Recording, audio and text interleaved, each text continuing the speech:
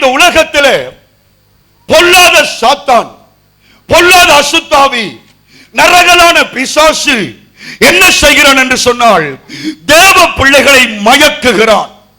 தேவ பிள்ளைகளை உணர்ச்சியற்றவர்களாய் மாற்றி தாங்கள் செய்கிறது என்னதென்று தெரியாதபடிக்கு அவர்களை ஒரு மயக்க நிலைமைக்குள்ளே கொண்டு போய் அதற்கு பிற்பாடு என்ன செய்கிறான், அவர்களை தன்னுடைய இச்சைகளை நிறைவேற்றும்படி பாவங்களுக்குள்ளே தூண்ட பண்ணுகிறான். சமீபத்திலே நம்முடைய தேசத்திலே 10ஆம் ஆண்டு 11ஆம் ஆண்டு படிக்கிற 7 மாணவர்களை போலீசார் ஜெயிலில் போட்டிருக்கிறார்கள். 10ஆம் ஆண்டு 11ஆம் ஆண்டு 7 மாணவர்கள். அவருடைய படங்கள் பப்ளிக் பண்ணப்பட்டிருக்கிற உங்களுக்கு தெரியும். எல்லாரும் ஒரு நல்ல சிறப்பான குடும்பத்தில் இருக்கிற வாலிப பிள்ளைகள் போலதான் இருக்கிறது. ஆனா வெள்ள யூனிஃபார்மோட தலை குனிஞ்சு விலங்கு போட்டு போடப்பட்டு கொண்டிருக்கிறார்கள்.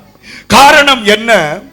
தங்கள் பாடசாலையில் படிக்கிற 10ஆம் ஆண்டு மாணவியை இந்த 7 மாணவர்களும் ஒன்றாய் சேர்ந்து கற்பழித்திருக்கிறார்கள். வெளிநாட்டிலே அல்ல, நமது தேசத்திலே 10ஆம் ஆண்டு படிக்கிற பிள்ளையை அதே பாடசாலையில் படிக்கிற 7 மாணவர்கள் ஒரே நாளில் கூட்டு பாலியல் செய்திருக்கிறார்கள். நீங்கள் சிந்தித்து பாருங்கள். இதை ஒரு 11ஆம் ஆண்டு மாணவனால் 10ஆம் ஆண்டு மாணவனால் செய்ய முடியுமா? முடியாது. அப்படியானால் காரணம் என்ன? ஒரு அசுத்த ஆவி, ஒரு இச்சையின் ஆவி அவர்களுடைய கண்களை மூடுகிறது, அவருடைய அறிவை மூடுகிறது. ஆகையினாலே அவர்கள் மயக்கப்படுகிறார்கள். அந்த மயக்கத்துக்கு பிற்பாடு அவர்கள் செய்வது என்னது என்று அவர்களுக்கு தெரியவில்லை. ஒரு களவாய் இருக்கலாம், ஒரு பொய்யாய் இருக்கலாம், ஒரு சண்டித்தனமாக இருக்கலாம், ஒரு மன்னியாமையாக இருக்கலாம், ஒரு குடும்பத்தில் தகராறாய் இருக்கலாம்.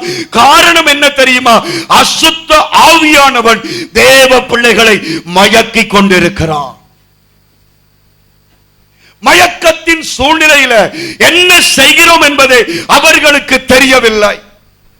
ஆகையினால்தான் ஊழியக்காரர்கள் ஜபிக்கும் பொழுது, ஆராதனையில் வந்து வார்த்தையை கேட்கும் பொழுது, ஓ நான் இப்படி செய்து விட்டேனே, இது தவறு என்று உணர்கிற காரணம் என்ன? அந்த வேளையிலே மயக்கம் தெளிகிறது. அல்லேலூயா, அல்லேலூயா.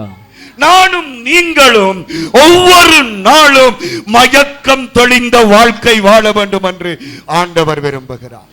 சவுலுடைய ஆரம்பத்தை நீங்கள் பார்க்கும் பொழுது ஒரு குறையுமே அவன்கிட்ட இல்லை. தண்ணிகள் வேணுமட குடிங்க. ஒரு குறையுமே அவன்கிட்ட இல்ல. அவன் நல்ல ஒரு பரிசுத்தவானாக, ஆண்டவரை நேசிக்கிறவனாக, ஊழியக்காரரை நேசிக்கிறவனாக தன்னுடைய ஆரம்பத்தை சவுல் ஆரம்பித்தான். சொல்லுங்க அல்லேலூயா. கையிட்டு சொல்லுங்க அல்லேலூயா. ஆனால் போக போக அவனுக்குள்ள பிசாசின் தாக்கங்கள் வருகிறதை நாங்கள் பார்க்கிறோம். இன்றைக்கும் தேவ பிள்ளைகளே, நானும் சரி நீங்களும் சரி ரட்சிக்கப்படும் பொழுது, சபைக்கு வரும் பொழுது அல்லேலூயா சொல்லுங்க அல்லேலூயா.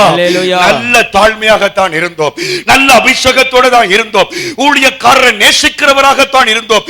ஆனால் இப்பொழுது காலம் போக போக அந்த அசுத்தாவியின் கிரியைகள் தேவ பிள்ளைகளை தொடங்குகிறது. சவுல் ஆரம்பத்தில் கர்த்தரை நேசித்தான், சாமுவேலை நேசித்தான். ஒரு தீர்க்கதரிசிட்ட போக வேணும் என்றால் காணிக்கையோடு தான் போக வேணும் என்று சொல்லி நல்ல பயபக்தியோடு இருந்தான். அப்படிப்பட்ட மனுஷனை பிசாசு எப்படி மாத்தினான் என்பதைத்தான் இன்றைக்கு நான் உங்களோட பேச விரும்புகிறேன். தேவ பிள்ளையே, காரணம் என்ன தெரியுமா? பரிசுத்த ஆவியானவர் அவனை விட்டு போனார். பரிசுத்த ஆவியானவர் அவனை விட்டு போனார். தெய்வம் அவரை விட்டு போனார். அவனுக்குள்ள இருந்த ஆண்டவர் அவனை விட்டு போய்விட்டார். அவனுக்குள்ள இருந்த வெளிச்சம் அவனை விட்டு போன பொழுது ஒரு பொல்லாத அசுத்தாவி அவனை வந்து வேதனைப்படுத்தி கொண்டிருந்துச்சு. இந்த காலை வேளையில தேவ வார்த்தையை கேட்கிறேன் சகோதரமே, சகோதரியே, உனக்குள்ள இருக்கிற ஆண்டவர், உனக்குள்ள இருக்கிற அந்த அபிஷேகம், உனக்குள்ள இருக்கிற அந்த பரிசுத்தாவியின் வல்லமை ஒரு நாளும் குறைந்து போகாதபடி உன்னை காத்துக்கொள்ள வேண்டும் என்று கர்த்தர் விரும்புகிறார். கையை தட்டி ஆண்டவரே உமக்கு நன்றி அப்பா, நன்றி ஏசப்பா, நன்றி நன்றி நன்றி நன்றி நன்றி. ராஜ அபிஷேகம் பெற்ற சவுலுக்குள்ள என்ன வரவழுக்கிட்டது? அசுத்தாவி வரவழுக்கிட்டது. வாரதும் போறதுமா நிக்குது. இப்ப இந்த அசுத்தாவி இவனுக்குள்ள வந்த உடனே தாவீது, சொல்லுங்க தாவீது, தாவீது, சொல்லுங்க தாவீது, தாவீது, தாவீது என்கிற ஒரு தேவப்புள்ள வந்து என்ன செய்கிறான்? சுர மண்டலத்தை எடுத்து கர்த்தரை துதிப்பான். அல்லேலூயா, அல்லேலூயா, ஜெபிப்பான். ஆமென் சொல்லுங்க. அவன் துதிக்க துதிக்க, அவன் ஜெபிக்க ஜெபிக்க என்ன நடக்கும்? சவுலுக்குள்ள இருக்கிற பிசாசுகள் வெளியேறும். ஆமென். கையசை சொல்லுங்க ஹல்லேலூயா, ஹல்லேலூயா, ஹல்லேலூயா. ஹல்லேலூயா. இந்த தேவ சமூகத்தில் நாங்களும் ஆராதிக்க ஆராதிக்க எங்களை துன்பப்படுத்துகிற எல்லா பொல்லாத அசுத்தாவிலிருந்து கர்த்தர் நமக்கு விடுதலையையும் மீட்பையும் கொடுத்து நம்மை ஆசீர்வதிப்பார். ஹல்லேலூயா, ஹல்லேலூயா, ஹல்லேலூயா, ஹல்லேலூயா. இப்ப பேய் பிடிச்ச உடனே, இந்த பிசாசு வந்த உடனே யாரை கூப்பிடுவாங்க? தாவீதை கூப்பிடுவாங்க. தாவீது வந்து ஜெபிப்பான். ஜெபிச்ச உடனே சுகம் வரும். தாவீது போன பிறகு திருப்ப வரும். ஜெபிக்கைக்குள்ள சுகம், துதிக்கைக்குள்ள சுகம், சேர்ச்சில் இருக்கைக்குள்ள சுகம், பாஸ்டரோட இருக்கைக்குள்ள சுகம், பிறகு அந்த குணம் பெறுகிறது. என் தேவ பிள்ளையை இந்த நாளில ஒரு அசுத்தாவி அடிக்கடி ஒரு தேவ பிள்ளைகிட்ட வந்து போகிறது என்பதை எதனால் கண்டுபிடிக்கலாம் என்பதை தான் இன்றைக்கு நான் தேவ சமூகத்திலிருந்து உங்களோடு பேசுகிறேன்.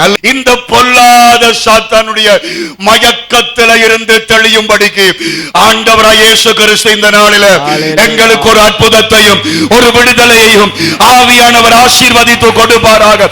பொறாமைகள், எரிச்சல்கள், கசப்புகள் விலகுவதாக. அல்லேலூயா. பொறாமைகள் விலகுவதாக, எரிச்சல்கள் விலகுவதாக, கசப்புகள் விலகுவதாக. இதை கொண்டு வருகிற பொல்லாத சாத்தானின் வல்லமைகள் இயேசுவின் நாமத்தில் கட்டப்பட்டு போவதாக.